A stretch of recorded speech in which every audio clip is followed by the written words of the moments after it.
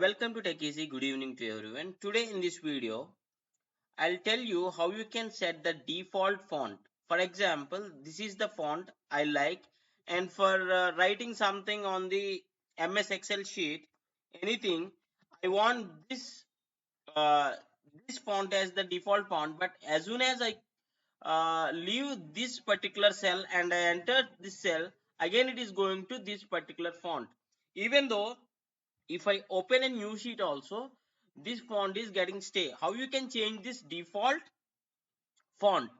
This is the question many of the people over the internet are asking. Even personally I faced this issue, so I found out all over the internet. I did a small research and find out that we can keep this font as a regular font of whichever choice. Means, for example, if I keep this font as the default font, so always this should stay. Okay, this is another font. Okay, here is the solution.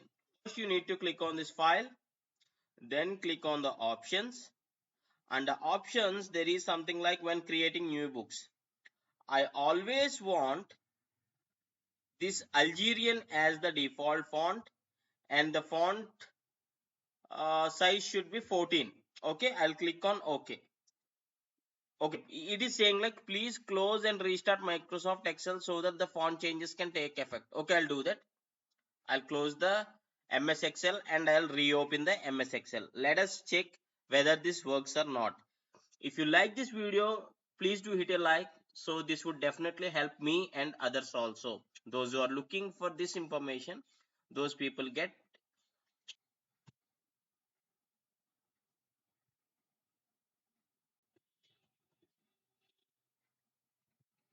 Okay, I'll just open Excel again. I just closed it and I'll take a blank workbook. See here, the font is Algerian and 14. Now, whichever font means, whichever the cell I type it, I set the defaults. So this would be the best solution. I know many of you are just looking like me. So please do share this video and hit a like for this video. And thanks for watching. Have a nice day.